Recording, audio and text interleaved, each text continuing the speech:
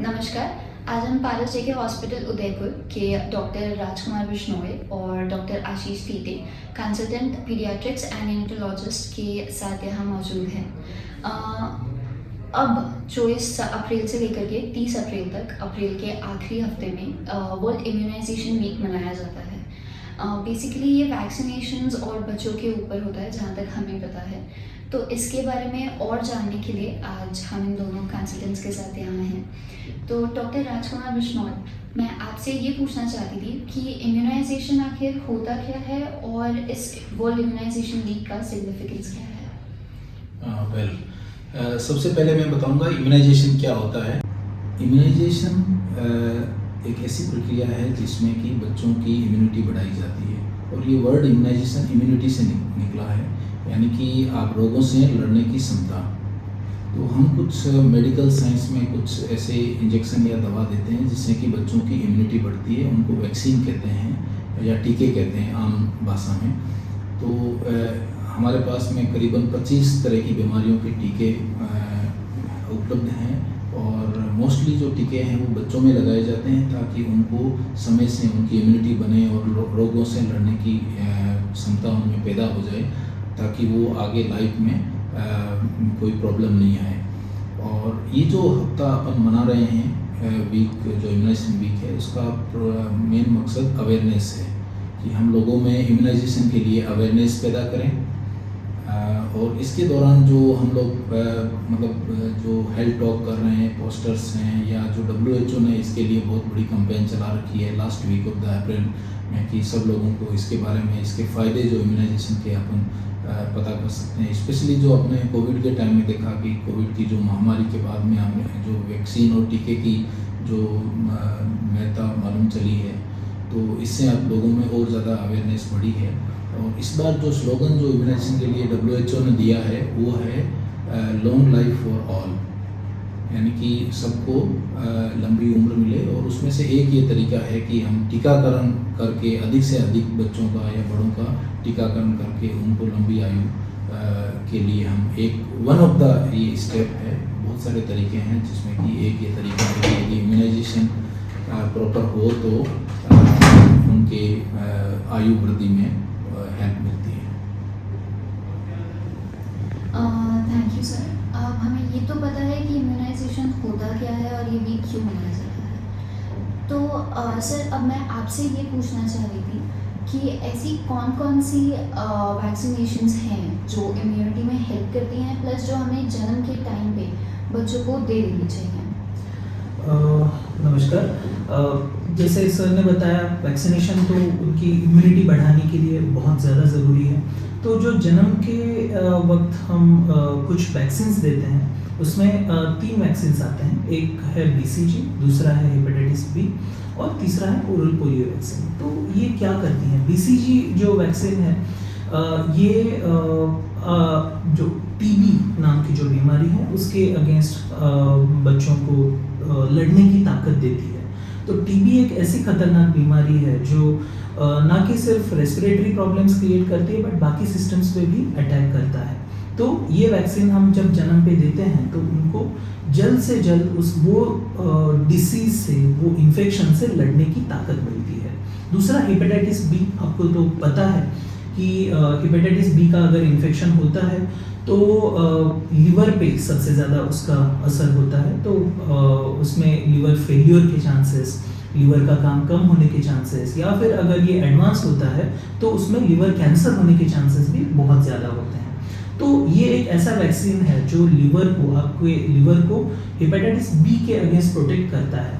तो ये जितना जल्दी देंगे, क्योंकि कुछ सिनारियोज में हमें यही पता नहीं होता है कि माँ को वो डिसीज़ है या उसके फादर से माँ को वो डिसीज़ मिला है ना। तो ये वैक्सीन हमें बच्चे को हेपेटाइटिस B होने से जल्द उसको रोकता है, या हम ऐसे कह सकते हैं कि बच्चे को उस डिसीज से लड़ने की ताकत मिल जाती है ताकि वो आगे होने वाले लिवर प्रॉब्लम से बचा रहे।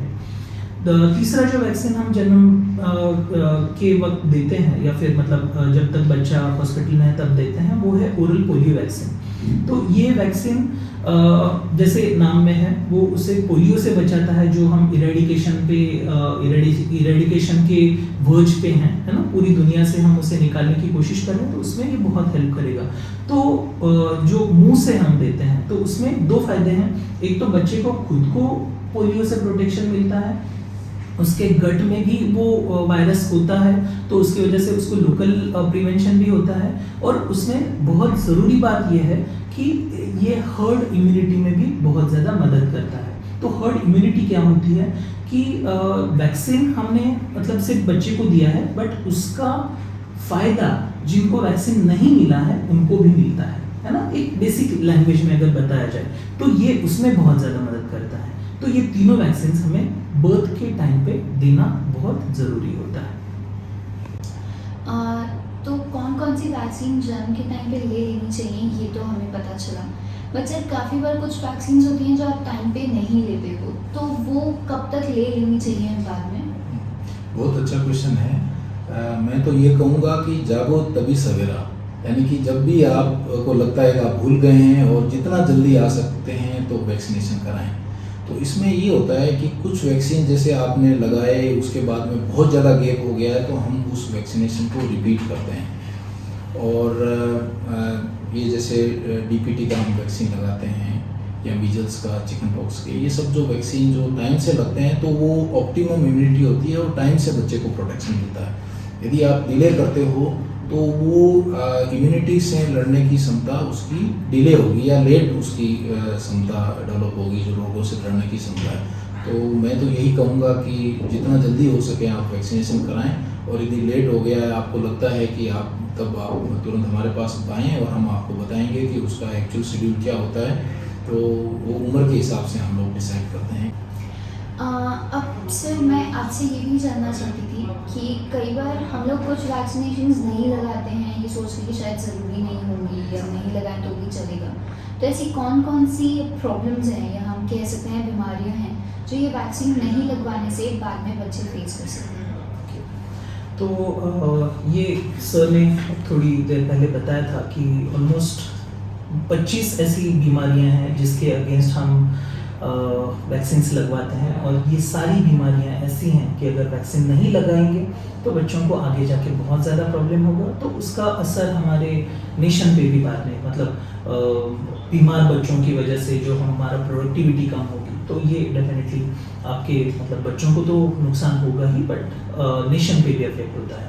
तो जो हम बात कर रहे थे, जो जन्म के टाइम पे हम देते हैं BCG जो TB के लिए है, हेपेटाइटिस B का वैक्सीन जो नाम में ही है, पोलियो वैक्सीन पोलियो के लिए है, DPT जिसमें 3 अलग बीमारियां हैं, डिप्थीरिया, पर्टिसिस और टिटानस। साथ में हम HIV, H इन्फ्लुएंजा B, फिर न्यूमोकोकल डिसीज़, फिर होता है रोटावायरल डायरिया, हेपेटाइटिस A, वैरिसेला जिसे हम कॉमन लैंग्वेज में चिकन पॉक्स बोलते हैं। तो ऐसी बहुत सारी बीमारियां हैं जो अगर हम ये वैक्सीन नहीं लगवाते हैं, तो अभी जैसे मैंने बोला चिकन पॉक्स के बारे में, अगर ये बच्चों में अगर हम वैक्सीन लगवाते हैं तो कोई बहुत ज़्यादा प्रॉब्लम नहीं होता, बट ये अगर डिसीज़ बड़ों में हो जाता है तो उनमें वो जो बीमारी है मस्तिष्क तक मतलब दिमाग तक जाने के चांसेस बहुत ज़्यादा होते हैं, और वो बहुत ज़्यादा आप कह सकते हैं कि ड्रेडफुल साबित हो सकता है। तो ये जो वैक्सीन्स है मतलब ये जो बीमारियां हैं, ये अगर हम टाइम पे अगर इसे हम रोकेंगे तो हम बोलते हैं 1 स्टिच इन टाइम सेव्स 9, है ना। तो ये ऐसा है कि अगर हम टाइम पे अगर उन्हें वैक्सीनेट करें, ये 20-25 जो बीमारियां हैं, और साथ में हमने अभी देखा जैसे सर ने बोला कोविड का, है ना, तो ये सारे वैक्सीन्स ऐसे हैं जो अगर हम टाइम पे लगवाएंगे तो हमें बहुत से प्रॉब्लम्स आगे फेस नहीं करने पड़ेंगे। सो ये मतलब एक हम बोल सकते हैं कि ये हमारे एंसेस्टर्स की तरफ से हमें हमारे लिए गिफ्ट है कि वैक्सीन का उन्होंने हमें ये इम्पोर्टेंस बताया, इम्यूनाइजेशन का इम्पोर्टेंस बताया, और हमने उसके मतलब कदमों पे वो पद चिन्हों पे चल के हमने ये वैक्सीन करवाए हैं। तो ये डेफिनेटली 20-25 डिजीज से हमें इम्यूनिटी डेफिनेटली मिल जाती है। तो सर अगर कोई वैक्सीनेशंस लगवाना चाहे तो यहाँ पारस जी के हॉस्पिटल में हम कौन कौन सी वैक्सीनेशंस प्रोवाइड करते हैं, लगाते हैं? ओके, तो बच्चों के लिए तो हम ऑलमोस्ट सारे वैक्सीन्स लगवाते हैं। टू नेम अ फ्यू, हम बात कर रहे थे, जन्म के जो 3 टीके हैं, BCG है, ओरल पोलियो है और हेपेटाइटिस बी है, ये तो हम लगवाते ही हैं। उसके बाद जो सबसे ज़रूरी होते हैं 6 हफ्ते, मतलब 1.5 महीना, 2.5 महीना और 3.5 महीने वाले वैक्सीन्स, जिसमें हम एक 6-in-1 कॉम्बो लगवाते हैं। कुछ पेरेंट्स को ये भी क्वेश्चंस होते हैं कि हमारे बच्चों को फीवर तो नहीं आएगा, दर्द तो नहीं होगा। तो एक एडवांटेज हमारा ये है कि हम पेनलेस वैक्सीन भी लगवाते हैं, तो उससे बच्चों को अगर दर्द, मतलब थोड़ा दर्द कम रहेगा या फीवर आने के चांसेस कम रहेंगे, तो ये 6-in-1 वैक्सीन लग जाता है।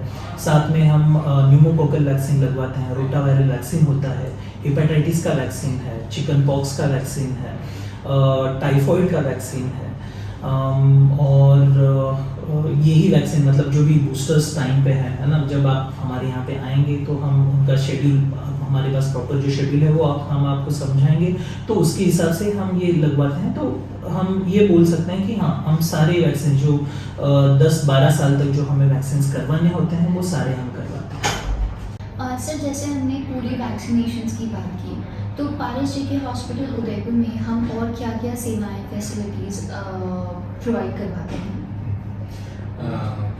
जैसे डॉक्टर साहब ने पहले बताया कि सारे वैक्सीन की सुविधाएं हैं, तो हम लोग वैक्सीनेशन बच्चों का करते हैं। इसके अलावा हमारे पास में लेवल 3 का नियोनेटल इंटेंसिव केयर NICU है, जिसमें हम कितना भी बीमार बच्चा है उसको हम रख सकते हैं। हमारे पास में वेंटिलेटर मशीन है, हाई फ्रीक्वेंसी वेंटिलेटर मशीन है, CPAP है, ऑक्सीजन की सुविधा है। और बीमार बच्चों के और जो प्रीमेच्योर बच्चे, जो कम वजन के बच्चे होते हैं, उनको हमारे पास रखने के लिए NICU है। वर्तमान में हमारे पास में 8 बेड का NICU है और उसको ज़रूरत पड़ने पे हम एक्सटेंड भी कर सकते हैं। तो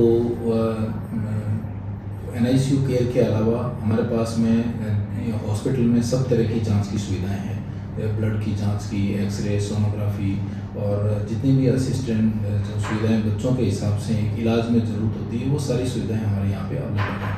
दूसरा जो फार्मेसी का बैकअप है, 24 घंटे फार्मेसी खुली है और बच्चों को जो, मतलब बीमार बच्चों के हिसाब से जो दवाइयों की ज़रूरत है वो 24/7 अवेलेबल है। हमारे हॉस्पिटल में इमरजेंसी है जो 24/7 अवेलेबल है और बच्चों से संबंधित जो इलाज के लिए हम लोग 24 घंटे यहाँ पे आपको सेवाएं दे सकते हैं इमरजेंसी के थ्रू, और रूटीन जो केयर है वो हम दिन में देते हैं। तो इसमें जो डिलीवरी करवाते हैं, हाई रिस्क प्रेगनेंसी या प्रीमेच्योर डिलीवरी, उसको कवर करने के लिए हमारे पास में पूरी टीम है नियोनेटोलॉजी और पीडियाट्रिक्स की, जिसमें कि हमारे पास में ट्रेंड नर्सिंग स्टाफ और डॉक्टर हैं जो कि पूरा A to Z केयर हम प्रीमेच्योर बच्चे को या जो जन्म पे बच्चे को तकलीफ हो सकती है, बच्चा यदि जन्म पे रोता नहीं है, उसको पीलिया हो तो उसको हम फोटोथेरेपी की सुविधा देते हैं, या जो भी, मतलब जो भी आज के टाइम में जो बच्चों की ज़रूरत के हिसाब से इलाज हो वो हम लोग बच्चों में कर सकते हैं। और आप ट्रस्ट करके हमारे हॉस्पिटल आएँ और हम लोग आपको best possible treatment in the town देने की कोशिश करेंगे। Thank you very much. Thank you sir. यहाँ हमारे साथ आज थे doctor Rajkumar Bishnoi, consultant neurology and paediatrics, Paras ji के हॉस्पिटल उदयपुर, और doctor Ashish Thite, consultant paediatrics and neurology, Paras ji के हॉस्पिटल उदयपुर। दोनों ही कंसल्टेंट्स ने हमें आज इम्यूनाइजेशन वीक पे इम्यूनाइजेशन, वैक्सीन, बच्चों की हेल्थ और केयर के बारे में इतना कुछ बताया, तो मैं आप दोनों को